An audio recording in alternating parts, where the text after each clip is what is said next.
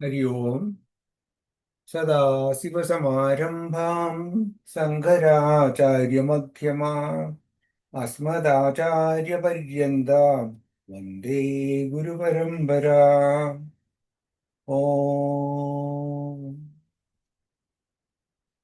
ഇന്ന് നമ്മൾ പുതിയ ശ്ലോകം 10 തുടങ്ങുകയാണ്.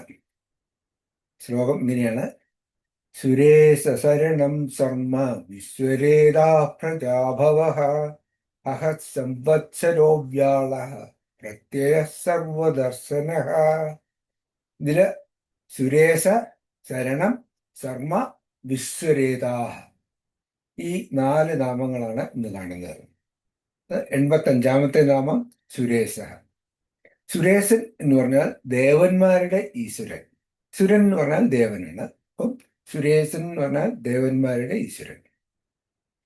ശങ്കരാചാര്യർ പറയുന്നത് സുരാണാം ദേവാനാം ഈശഃ സുരേശഃ സൂപപദോ വാ രാ ധാതുഃ ശോഭന ധാതൃണാം ഈശഃ സുരേശഃ. സുരന്മാരുടെ അല്ലെങ്കിൽ ദേവന്മാരുടെ ഈശൻ സുരേശൻ. അതല്ലെങ്കിൽ ഇവിടെ രാ എന്ന ധാതുവിന്റെ മുമ്പിൽ സു ചേർത്ത് ശോഭനമായി ദാനം ചെയ്യുന്നവൻ എന്ന അർത്ഥവും എടുക്കാം. രാ എന്നാൽ ദാനം ചെയ്യുക എന്നാണ് അർത്ഥം. സു എന്ന് പറഞ്ഞു കഴിഞ്ഞാൽ സുഷ്ടും, നന്നായി ചെയ്യുന്നവൻ, അതായത് നന്നായി ദാനം ചെയ്യുന്നവൻ അല്ലെങ്കിൽ നല്ലത് ദാനം ചെയ്യുന്നവൻ സുരേശൻ. ആ അർത്ഥവും എടുക്കാം. സുരൻ എന്നാൽ പൊതുവെ ദേവന്മാരെയാണ് ഉദ്ദേശിക്കുന്നത്. ദേവന്മാരുടെ ഈശ്വരൻ ആണ് സുരേശൻ. സുരൻ എന്നാൽ എപ്പോഴും സ്വർഗത്തിൽ ജീവിക്കുന്ന ദേവന്മാർ തന്നെ ആകണമെന്നില്ല. എപ്പോഴും ഇന്ദ്രിയ സുഖങ്ങളിൽ രമിക്കുന്നവനെ അസുരൻ എന്ന് പറയും. അസുസു രമത്തെ ഇതി അസുരാഹ. അങ്ങനെയുള്ളവർക്ക് ഈശ്വരനും ധർമ്മവും എല്ലാം വെറും ടൈം പാസ് ആയിരിക്കും. അതിനെക്കുറിച്ചൊന്നും അവര് ബോധർ ചെയ്യുന്നില്ല.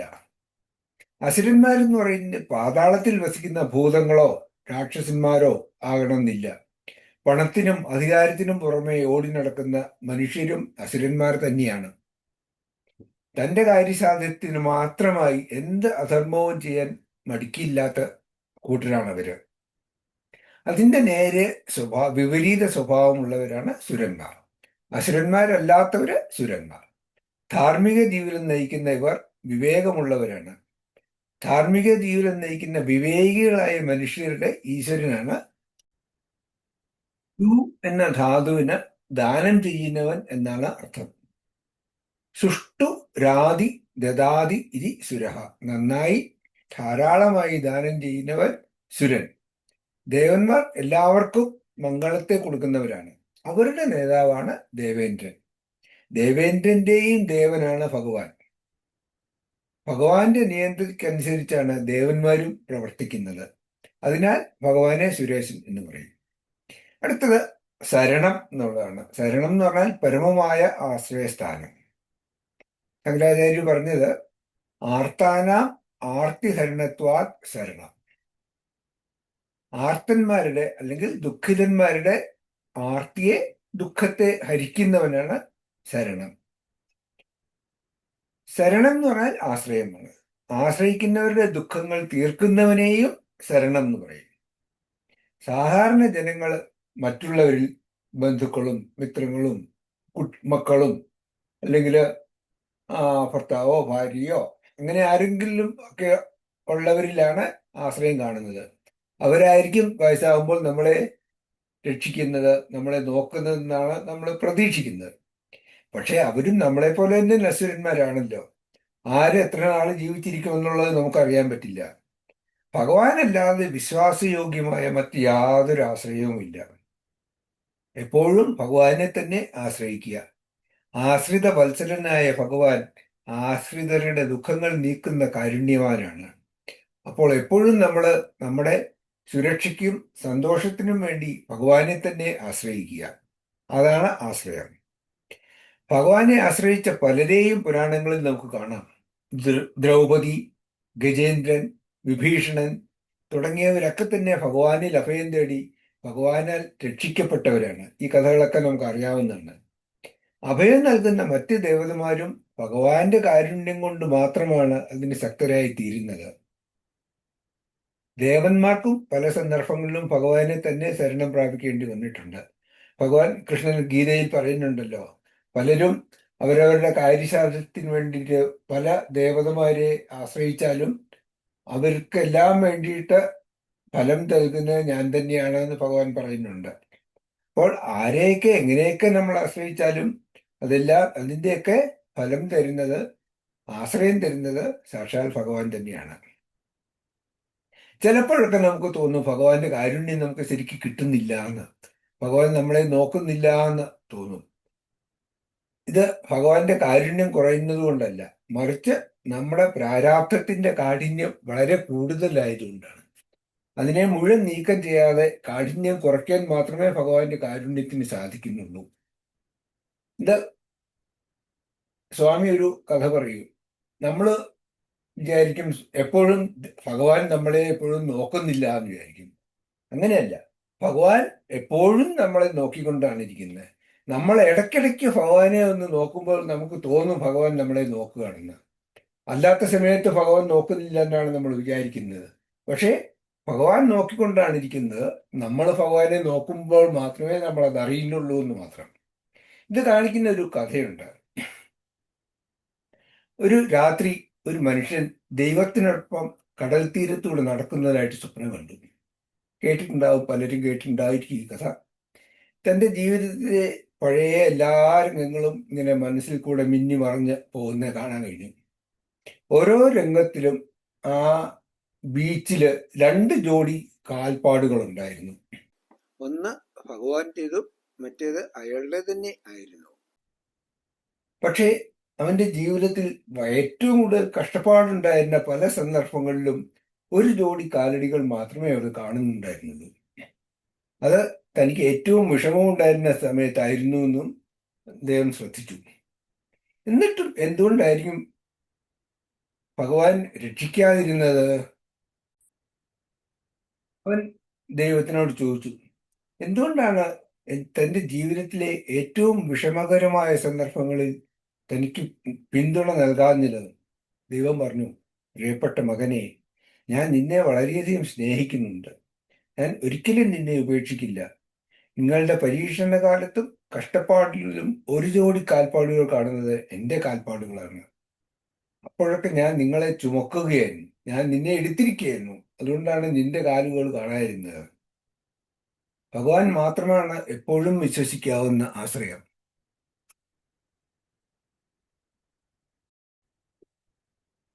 ഭഗവത്ഗീതയിലെ അവസാനത്തെ ശ്ലോകത്തിൽ കൃഷ്ണൻ പറയുന്നു, സർവധർമാൻ പരിത്യജ്യ മാമേകം ശരണം വ്രജ അഹം ത്വാ സർവപാപേഭ്യഃ മോക്ഷയിഷ്യാമി മാ ശുചഃ. എല്ലാം ഞാനാണ് ചെയ്യുന്നതെന്നുള്ള വിചാരത്തെ ഉപേക്ഷിച്ച് എന്നെ മാത്രം ശരണം പ്രാപിക്കുന്നവനെ സർവപാപത്തിൽ നിന്നും ഞാൻ മോചിപ്പിക്കുന്നു. അതുകൊണ്ട് നീ ദുഃഖിക്കരുത്.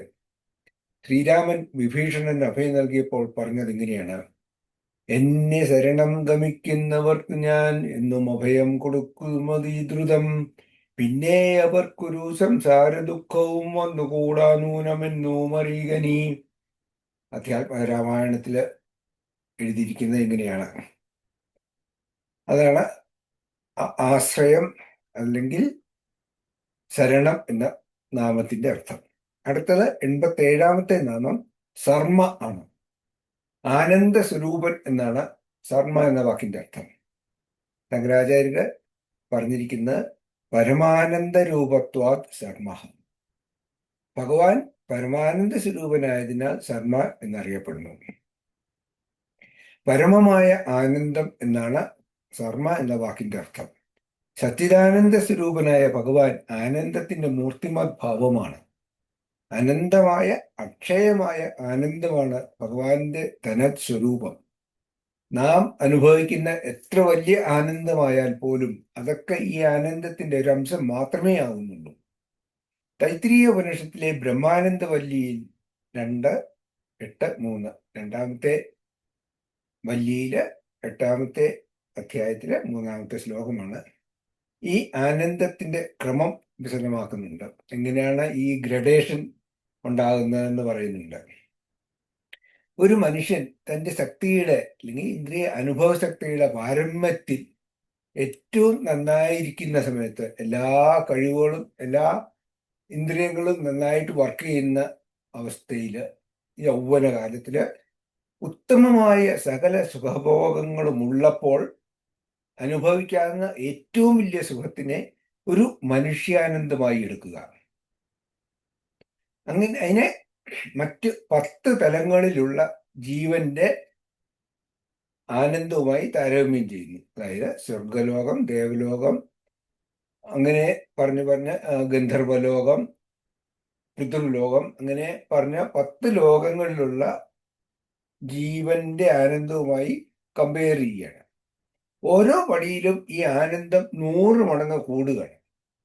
ഉദാഹരണത്തിന് ഒരു ഗന്ധർവാനന്ദം എന്ന് പറയുന്നത് ഒരു മനുഷ്യാനന്ദത്തിന്റെ 100 മടങ്ങാണ്.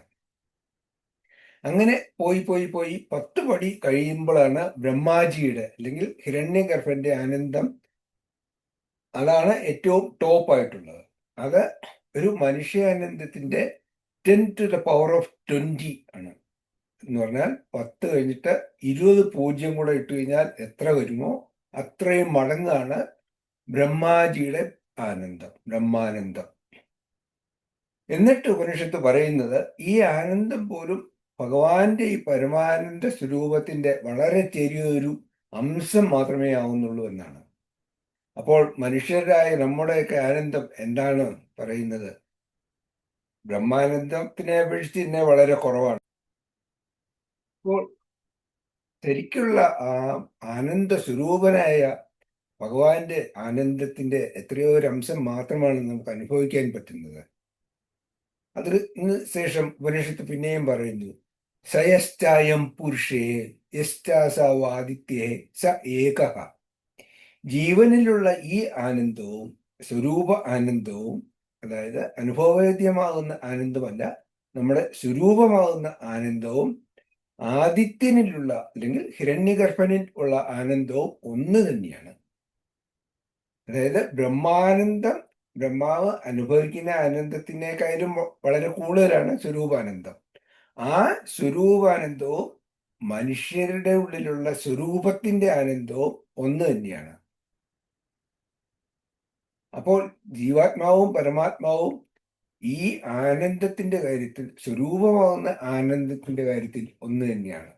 ഇതാണ് മഹാവാക്യം. അപ്പോൾ ഇതാണ് സർമ്മ എന്ന വാക്കിന്റെ അർത്ഥം. അടുത്തത് വിശ്വരേതാഹ. രേതാഹ എന്ന് പറഞ്ഞാൽ ബീജം, രേതസ് അല്ലെങ്കിൽ കാരണം എന്ന് പറയാം. വിശ്വരേതാഹ എന്ന് പറഞ്ഞാൽ ലോകത്തിന്റെ ബീജം, ലോകത്തിന്റെ കാരണം. ശങ്കരാചാര്യ ഭാഷ്യത്തിൽ പറയുന്നത് വിശ്വസ്യ കാരണത്വാൽ വിശ്വരേതാഹ.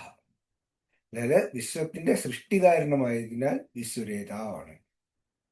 രേതസ് എന്ന് പറഞ്ഞാൽ ബീജം, ലോകത്തിന്റെ സൃഷ്ടിയുടെ ബീജം ഭഗവാൻ ആയതുകൊണ്ടാണ് ഭഗവാനെ വിശ്വരേതസ് എന്ന് പറയുന്നത്. എന്ത് സൃഷ്ടിക്കും ഒരു നിമിത്ത കാരണവും ഉപാദാന കാരണവും വേണം. നിമിത്ത കാരണം എന്ന് പറഞ്ഞാൽ സൃഷ്ടിക്കുന്നവൻ വേണം, ഉപാദാന കാരണം സൃഷ്ടിക്കുള്ള സാമഗ്രി. എന്തെങ്കിലും ഒരു സാമഗ്രി ഉപയോഗിച്ചിട്ട് വേണം നിർമ്മിക്കാൻ. അപ്പോൾ പ്രപഞ്ചത്തിന്റെ കാര്യത്തില് നിമിത്ത കാരണവും ഉപാദാന കാരണവും ഭഗവാൻ തന്നെയാണ്. അഭിന്ന നിമിത്ത ഉപാദാന കാരണമാണ് ഭഗവാൻ. ഇവിടെ ഈ നാമത്തിൽ ഉപാദാന കാരണമായിട്ടാണ് ഉദ്ദേശിച്ചിരിക്കുന്നത്. ഏത് ജീവനും ജനിക്കാൻ ഒരു ബീജവും ആ ബീജത്തിന് വളരാൻ ഒരു ഗർഭപാത്രവും വേണം. പ്രപഞ്ചത്തിന്റെ സൃഷ്ടിയിൽ ഈ ബീജവും ഗർഭപാത്രവും ഭഗവാൻ തന്നെയാണ്. ഇതാണ് ഈ നാമം സൂചിപ്പിക്കുന്നത്. അതോടുകൂടി ഈ വിശ്വരേത എന്ന നാമവും കഴിഞ്ഞു.